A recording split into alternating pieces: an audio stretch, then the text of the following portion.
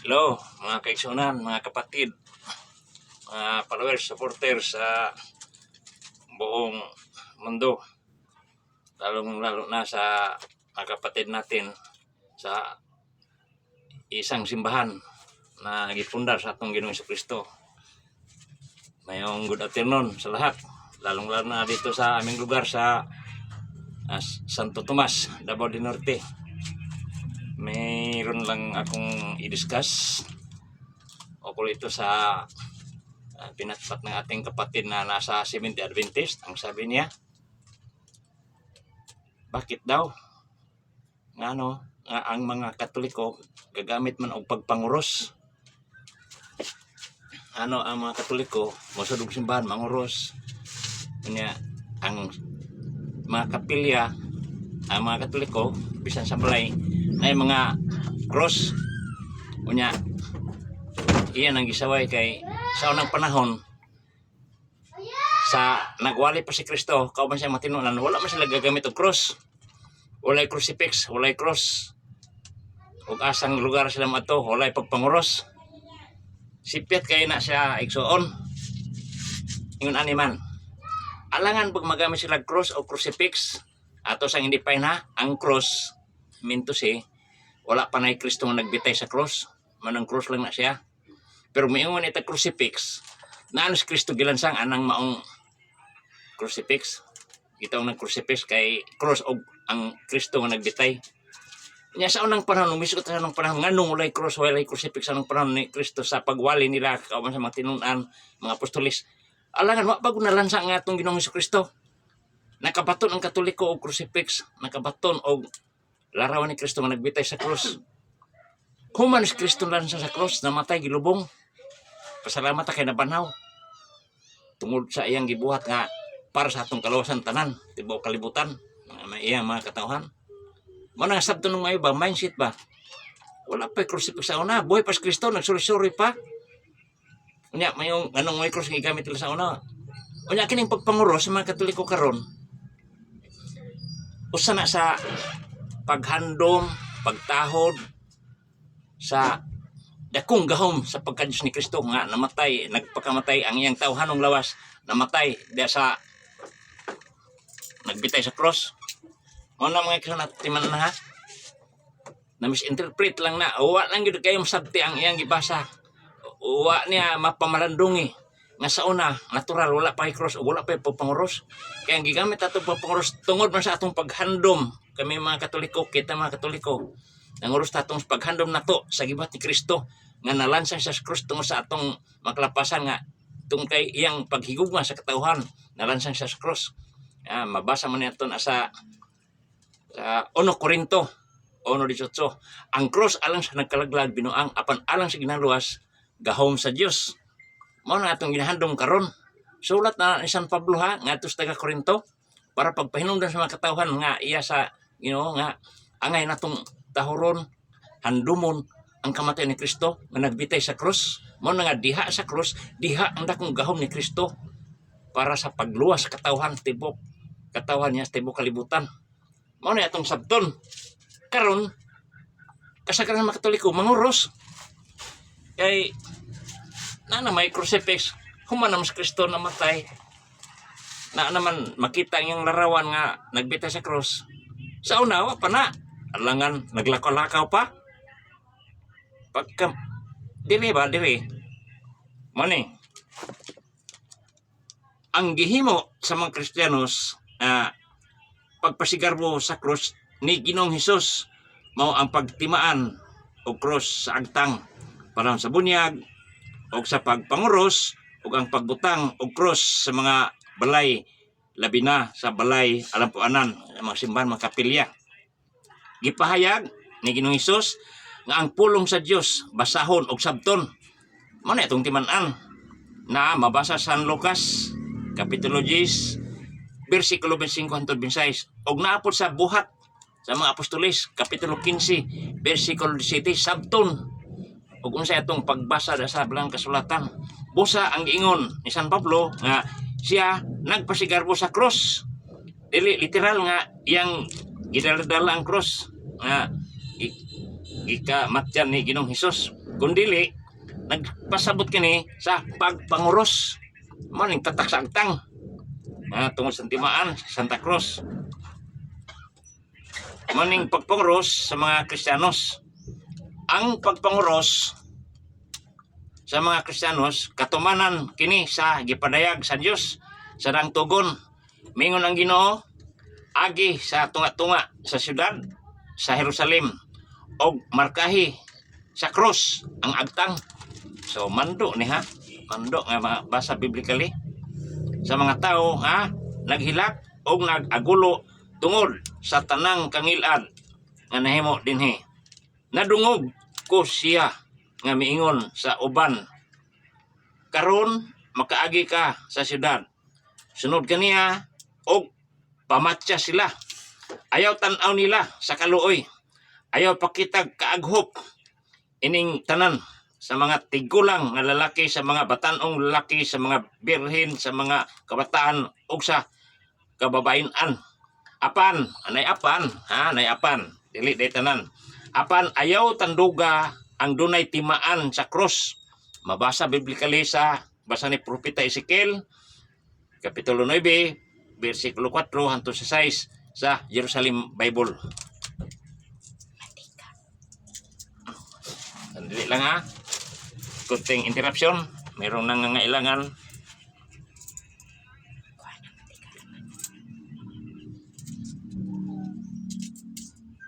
Mantika raman. Ibalik lang na ang suka.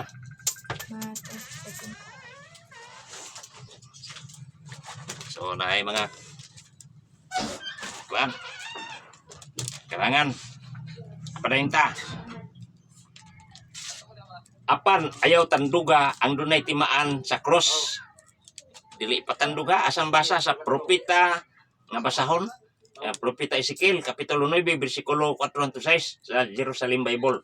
Sa ubang hubad sama-sama yung balita Biblia, ingon dito, mingon ang Ginoo, suroy sa syudad sa Jerusalem og butangig patik ang agtang sa tanang ng hupaw og nag-agulo tungod sa mga ngilngig nga buhat nga gihimo sa mga munupyo nini. Ginan usab niya ang uban. Sunod kamo kaniya og pamatya sa ulay ko kaluoy ang mga munupyo sa syudad. Pamatya ang mga tigulang ug ang mga batanon. Ingon man ang kabataan ug kababayenhan. Apan na napuyapan ha, ayaw ilakip pagpatay kadtong may patik sa ilang agtang manang pagpanguros. Kung wala ka kamao sa pagpanguros patudo na, basig mo balik na nga balaora karon sa atong kapanahonan o inig hukom sa atong Ginoo sa katapusan mga adlaw. Basig mo ni kamiton nga ilhanan, bro, kapatid, igsuon. Nga kinalan, mailhan ta pinag sa atong patik. Kaya waar ba yung pangalan ang usa ka simbahan nga kitungkod sa atong Ginoo? Walay pangalan. Manang daghan nagilog-ilog, asay tinud ng simbahan. Pero ang ilhanan, mga timaan, kabahay na sa pagpanguros tungod sa timaan sa Santa Cruz. Santa Cruz, huli nga cross. Maong gipakamatyan sa atong Ginoong Kristo. Pag ila sa iyang dakong gugma sa katauhan. Wa tayo lang handumon, kundili ang paghandom sa cross nga maoy usa ka dakong gahom nga diha siya nagpakita siyang kaluoy sa katauhan, iyang mismong sarili sa iyang pagkatao gilansang sa cross. Mo na diha sa cross ana ang dakong gahom ni Kristo. Mo na kami mga Katoliko amo nang gitawag respeto gihandom. Di lalim ang gibuhat sa atong Ginoo diha sa cross. Mo na gisulat na ni San Pablo ha, 1 Korinto 1:18, ang cross alang sa nagkalaglag binuang. Kamo di mo motocross, usa na kabinang para ninyo.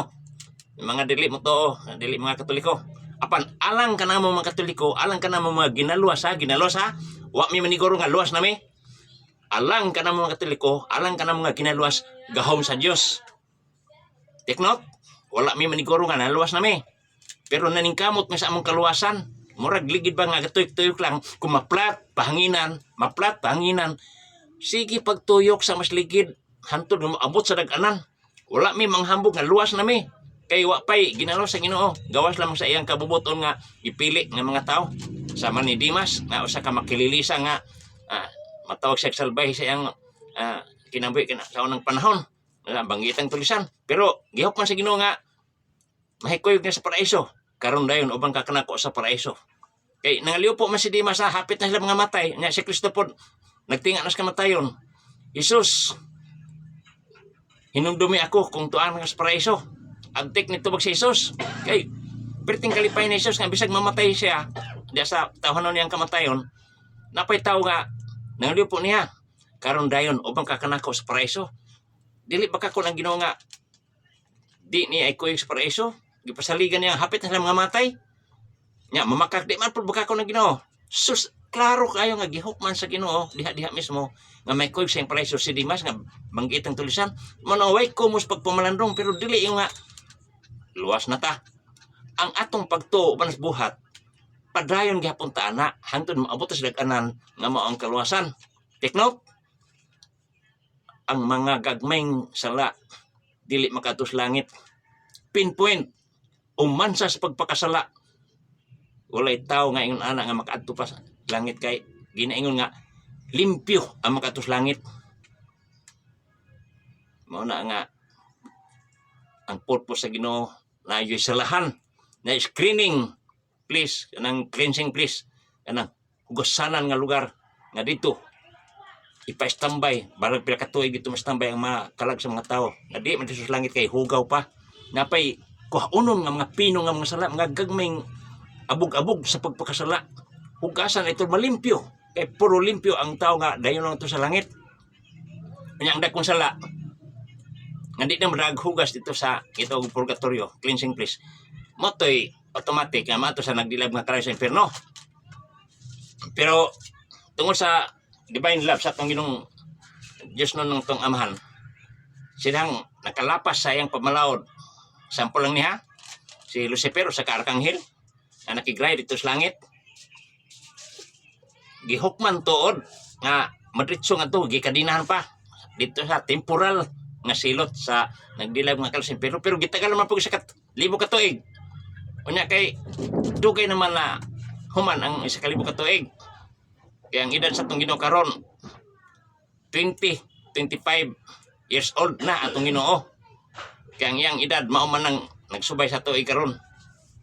Mao na nga giingon diha sa palang kasulatan diha sa Bagong Testamento, Bagong Tugon. Sinulat ni San Pablo nga di lang ta magkumpiyansa mao nang pala ito pag kami ng puon kay kanang Satanas nga human sa kalibog katoy gibuhian Ginoo usa man po na sa pag-aber sa katawhan kinsang lig-on nga magpabilin sa Ginoo bisag unsa ka lisod ang iyahang kinabuhi bisan pag nagkahulugan o kamatayon mura bag bulawan nga agi susuan anong tunawon kinsa makagwanta sama sa bulawan nga magsinaw hinoon sa kalig-on. Yan ana ang pagtulunan nga gihatag sa atong Ginoong Kristo nga napoy pagsulay aron maabir niya kinsa ang iyaha o iya makita ang tao nga huyang sa pagtunga to kaniya. Amen. Praise the Lord. Hallelujah. Mayang hapon pag-usab kanyang tanan. Og padayon ta. Daghan pa kaining basahonon. Gingon din he. Buti pasabot nga ang katawhan sa Dios dunay patik sa ilang agtang nga mao ang krus. O kitam giklaro na gyud dinhi. Og ang dunay timaan sa krus dili hilabtan sa Dios. O sa original niya nga sulat sa Daang Tugon nga mao ang Hebreo atong mabasa sa maong sulat ang litrang tau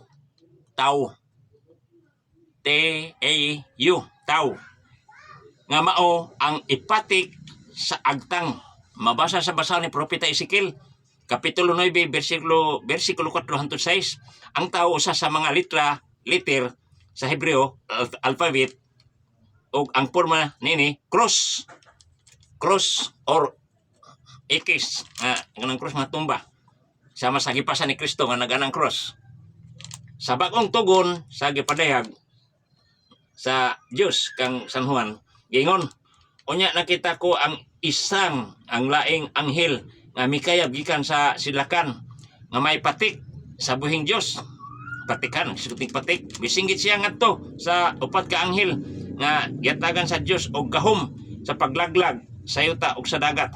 Mingon siya, ayaw pasipad-i ang yuta, ang dagat ug ang kakahuyan. Hangtod nga ang mga sulugoon sa atong Dios kapatikan namo, ha?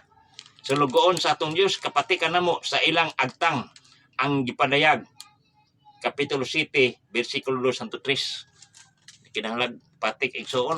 Mao na yung mga timaan. Bisan tod ang simbahan ni Kristo nga gitukod walay mga timaan, walay pangalan, ani walay pangalan pero naay daghang mga timaan. Pagpaila nga kana nga tawhan na sakop sa usa ka simbahan nga tinok ni Kristo. Tinod, dili mabasa litra por litra nga ang Katoliko mao ang usa ka simbahan nga gitukod sa atong Ginoo, pero diha nato ilhon sa mga patik, sa mga timaan, daghang mga timaan. Dili nang giingon sa English nga One Holy Catholic Apostolic Church, usa man na katimaan. Daghang pa mga timaan nga atong mabasan biblically. Dili gyud ingon diha litra por litra nga pangalan nga Catholic, pero ang Catholic na may translation na kanang gid ingon nga universal kay labtibok kalibutan. Unya mao na ang paghubad nga Katolikos, Katolik. So, hinapunta nga pataason ang atong pangagpas, pataason ang atong pagkaplag, atong painat-inaton ang atong gituhuan, ginihan sa Espiritu Santo nga motulon nato, bugyan nato nga atong makatunan unsay mga buhing kamatuoran. Padayon ta. Na ha, gipadayag sa Dios kang San Juan. Unya nakita ko ang nating karnero nga nagtindog sa bukid sa Sion, uban ang 144,000 katao. Kan sa mga agtang gisulatan sa iyang ngalan ug sa ngalan sa iyang amahan. Gipadayag 14:1 o sampol na, ano sampol? Kining 144 nga tuan na nahilangit na pagbuot na sa Ginoo, naay mga patik sa agtang gisulatan sa iyang ngalan ug sa ngalan sa iyang amahan, sa ngalan sa amahan, sa anak, sa Espiritu Santo. Ang gilitok ini ngalan sa amahan, sa iyang amahan. Ining agtang gisulatan sa iyang ngalan ug sa ngalan sa iyang amahan, kining iyang ngalan at ngalan sa anak. Unya ang mga Kristiyanos nagilan ini nga kini espirituhanon nga patik, dili yawanon, dili demonyo nga patik, dili espirituhanong patik, ang espiritu sa Ginoo. Busa sa ilang pagpamunyag, krusan ang agtang sa ilang bunyagan. Madako ka man, mabata ka man, basta maagig bunyag, maog na ang timaan, patik nga bilong ka na sa pagkakristohanon, usa nakakasumusunod ni Kristo. O ang atong gisunod mao atong paghandom sa cross nga diin dito namatay ang atong Ginoo para sa kaluwasan natong tanan. Man nga di pwede nga salikoy natong cross, ang crucifix. Balaan na alang sa mga Katoliko, balaan ang crucifix. Ang Ginoo na diha sa cross nagbitay nya yaga-yagaan. Usa na ka gitawag og kanang blasphemy. Ang pagpasipala sa espiritu dili gyud mapasaylo. Mapasaylo patong naglansang ni Ginoong Hesukristo sa cross. Iya patong mapasaylo. Pero ang magpasipala sa espiritu dili mapasaylo. Blasphemy. Gitawag og sin of sacrilege. Sala nga sakrelihiyo. Padayon ta. Naapo dinhi isgutan. Og ang maong patik, mao ang krus nga ipatik sa agtang sa mga Kristiyanos panahon sa bunyag ug sa Miyerkules sa Banlis. Hinumduman na to, hapit na Miyerkules sa Banlis karon ng Marso 5. Og ang pagpanguros mao nga miingon si Ginoong Hesus, nakaila ako sa akong mga karnero. Mabasa sa Ebanghelyo ni San Juan kapitulo 10 14-15. Unsaon pag-ila sa Ginoo way timaan ang iyang butang, iyang mga hayop, iyang mga katawhan. Sumailan sa Ginoo ang iyang katawhan tungod sa patik. Kamo wala may patik, di mo mailhan.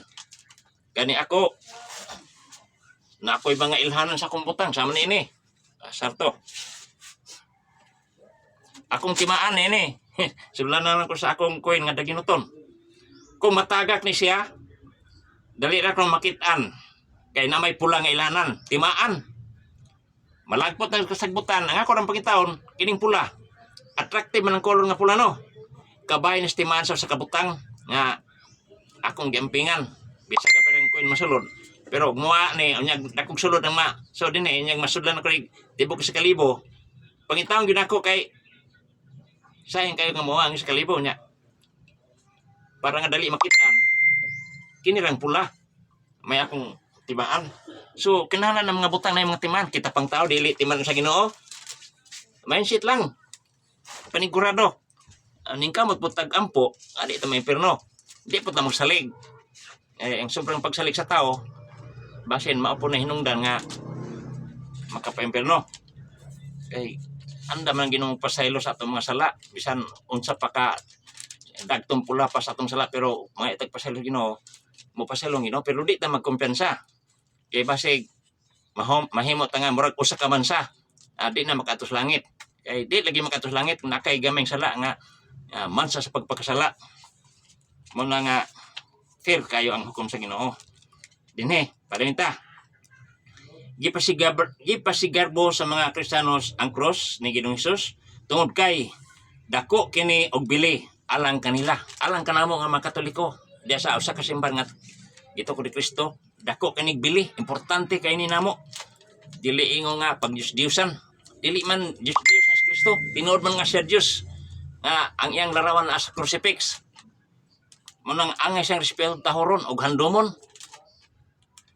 Ginaselebrate. Sa sulat ni San Pablo ngadto sa mga Kristiyanos sa Efeso, iyang gipahayag nga pinaagi sa kamatayon ni Ginoong Hesus sa cross, kitang mga dili Hudiyo nahimong katawhan sa Dios. Mabasa sa Efeso kapitulo 2 bersikulo 15 hangtod 19. Muna nga sa sulat usab ni San Pablo ngadto sa mga Kristiyanos sa Kolosas, iyang gitudlo nakigdait ang Dios pinaagi sa kamatayon sa iyang anak didto sa cross. Kolosas kapitulo 1 bersikulo 20. So pinaagi sa kamatayon ni Ginoong Kristo sa cross, anay pakigdait nga nahitabo kamatayon siyang anak didto sa cross, manong pakigdait gihapon ngadto katawhan.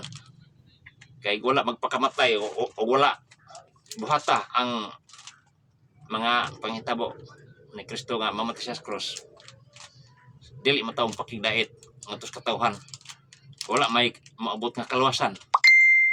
Sa sulat ni San Pedro alang sa tanang mga Kristiyanos, tanan na, iyang gitudlo, miingon siya, dito sa cross, gidala ni Kristo, dahil sa iyang lawas, ang tanan tang mga sala, aron dili na kita magpakasala, kundili magkinabuhi na nga matarong. Pinagi sa iyang mga samad, nang ayo kita.